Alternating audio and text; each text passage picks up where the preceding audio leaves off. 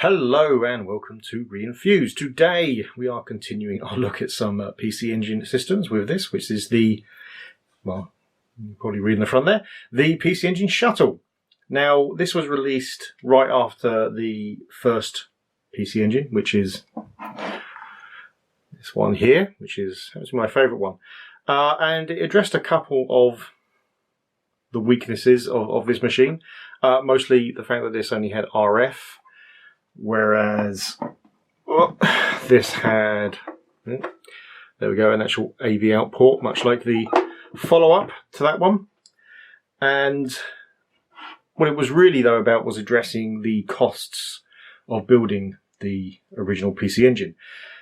So there's a few component changes, but mostly the change was around the expansion port. So if we look on the back here, this one's got a cover on.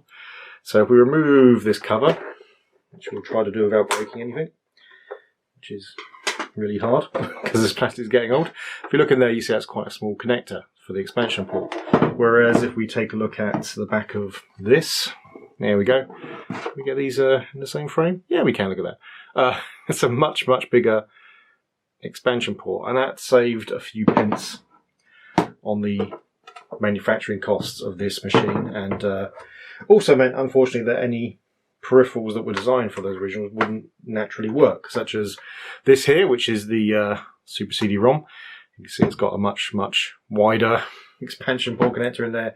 It would certainly not be going in that. Now there are adapters and things, and there are other systems that will work with this, but it was an issue, and we kind of find out that just well, really not even a month later, NEC released the core graphics, which was effectively the follow-up in this same colour grey though. They kept the colour grey, but if we have a look at this, if we take the back off, we can see that it's gone back to the long expansion slot.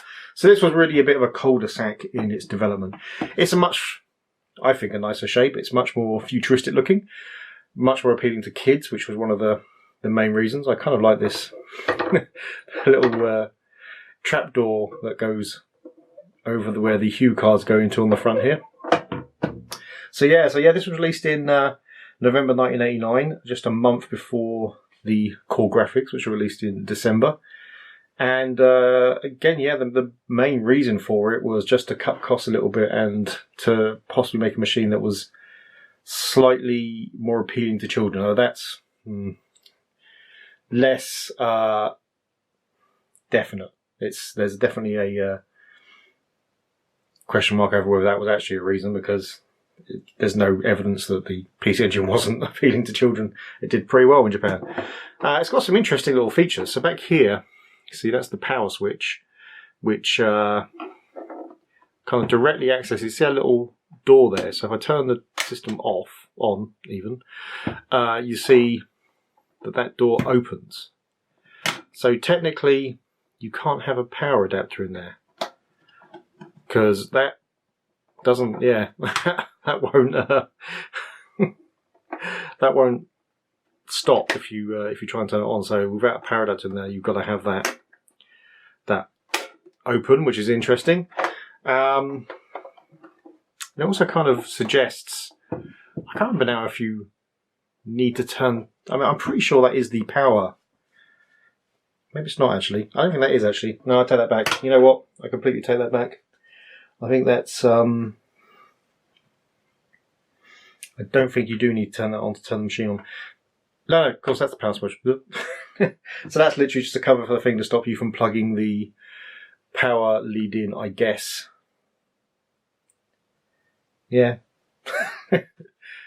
Who knows? Anyway, that's what that does. It's quite an interesting little feature. And yeah, so the shape is interesting, very UFO shaped. Slightly futuristic. It's kind of it smacks of the design inspiration used in the Super Graphics, with this kind of more futuristic-y style, although the Super Graphics is much more industrial focused. But yeah, it plays all of the PC Engine games. You can get a CD-ROM attached to it, and so it will play the others. But yeah, it's an interesting cul-de-sac in the design of the PC Engine.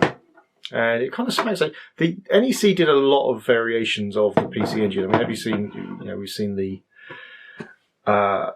Super Graphics, which was an extension really, and obviously the original and the and the follow up. And my daily driver is a PC Duo, which is effectively the PC Engine and the CD-ROM in one unit. That's my favourite one, and that's the one I use most of all. But there's various other versions outside of that, and different integrated ones. I recently saw a X1 Twin, which is a Sharp X1 with a PC Engine in it, which matches two machines that I really, really love. But yeah, the price for that is ridiculous, and therefore I will not be buying one. But hey, I won't bother showing the games for obvious reasons, because I show PC Engine games an awful lot, and this again just plays normal PC Engine games. So if you see my playlist for NEC, you'll see a ton of Let's Plays, and that's what it looks like. But it's a fascinating machine. It's one of the rarer PC Engines to get, certainly boxed. I do not have one boxed. The box is really interesting and very colourful, which is one of the things I think which does point towards it being designed for children. And I guess this little switchback here also does that. So, hey, who knows? Right. Thanks for watching. If you enjoyed the video, please hit like. If you really enjoyed the video, please hit subscribe. If you didn't enjoy the video or you have something else to say, then please leave it in the comments below. See you next time.